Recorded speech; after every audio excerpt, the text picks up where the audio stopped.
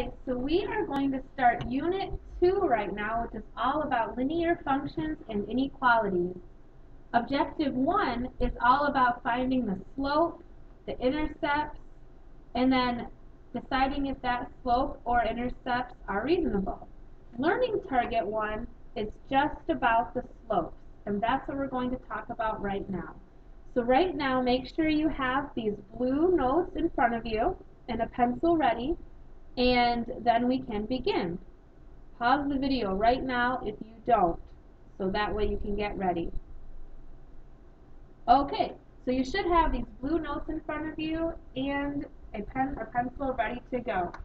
Now, Learning Target 1 says I can find the slope of a line or the slope of a function in various representations. The slope of a line is also called its rate of change. In a line, this will always be a constant change. The slope can't change. If the slope changes, that means the steepness changes. And if the steepness changes, it's not straight. And to be a line, it must be straight. So a line always has to have a constant change. The slope of a line can be found by looking at its equation, its graph, or its table. First, let's just look at the equation part of this. There are three different ways that we usually consider to write a linear function. The first one is slope-intercept form, and it gives you y equals or f of x equals. So y equals mx plus b. Now the slope is right there, the m. The slope is the m. When it's in slope-intercept form, that is the number it's the coefficient of the x. If you're looking at point-slope form, it's y minus the y-coordinate of some points on the line, so we'll call that y1, equals the slope times x minus the x-coordinate of that same point on the line. And again, slope is represented by this letter M. I always remember that. I don't know why it's an M, but M stands for mountain, and mountains have a slope. So that's how I remember that. Now, standard form is a little bit different. Standard form looks like this. Some number times x plus some number times y equals some number. Notice that there is no m in standard form. That means that there is no slope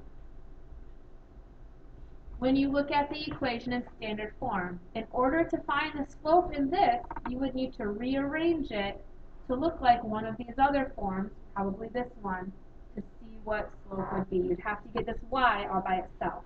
You cannot just look at this equation and know what the slope is because there is no m. When we think about a graph, we think about rise over run. The slope is simply how far are you going up related to how far are you going over. How far are you rising over how far are you running. So if you think about rise over run, you just pick any 2 points on the line. It doesn't matter which point, but I always try to get 2 points that are right at like the crosshair type things here. Like right where two axis coordinate lines come together. So then you just decide how to get from one point to the other. How much do you need to go up or down, and then how much do you need to go across. So if we look at this first one, I kind of drew in some of the lines because they were hard to see. They didn't copy very well. But if we look at this first one here, if you go from this line, or this dot right here, to this dot right here, you go down 1, 2, 3, 4, and over 1, 2, 3, 4, 5. So to get from one dot to the other, you go down 4. So I'm going to put a negative 4 on top. And to the right, 5. So I'm putting a 5 on the bottom. That's the slope of this line. How far down or up? How far up or down? And how much over is on the bottom. Okay, I'll zoom in a little bit to see that better. If we look at this one, I'm just going to pick any 2 points where my line goes through nice, I call them corners sometimes. Here it's going through a corner, and here it's going through a corner. 2 places where it hits like the crosshair, I guess, very nicely there. To get from one dot to the other, I go down 3. So -3 is my top number. It's negative because I went down. And over 1, 2, 3, 4. So that's my run. I rose -3, which means I went down 3, and I went over 4. So that's my slope. Okay, it's rise, over, run. So this one, I'm going up 3 to get from one dot to the other. I need to go up 3 and over 4. So I go a +3 and a +4. Now let's say that you didn't want to go from this dot to this dot. Let's say you wanted to go from this one to that one. So to get from this one to that one, you would go down 3, and then you would actually go left 4.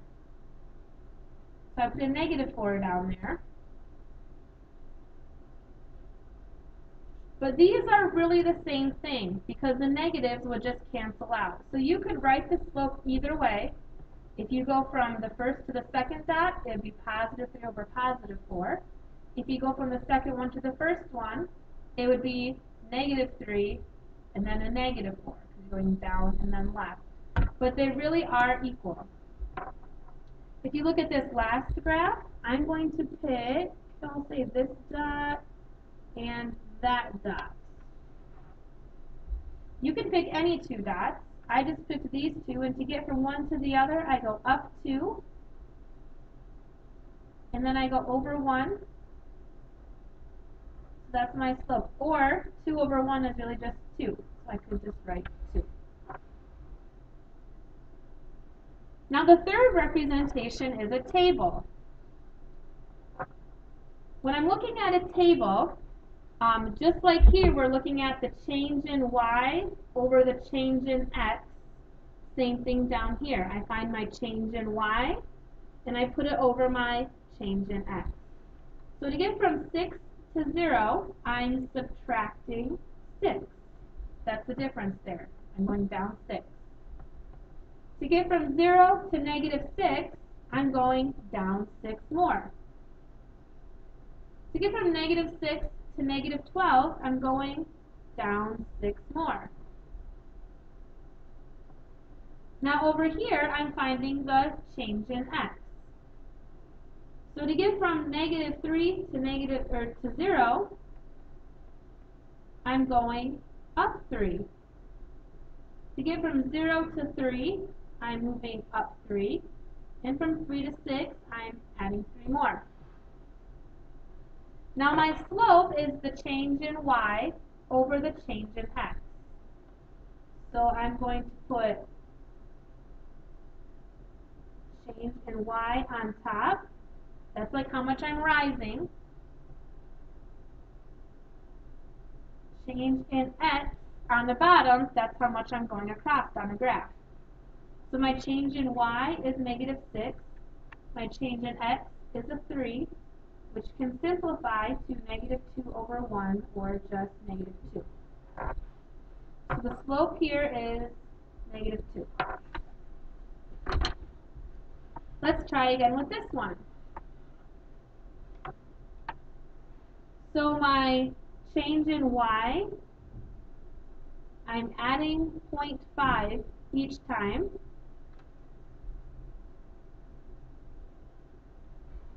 And my change in x is I'm adding 1 each time. It's going up by 1. It's going from 1 to 2, 2 to 3, 3 to 4.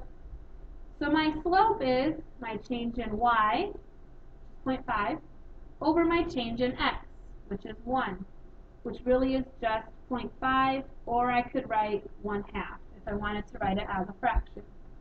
Either of those are fine.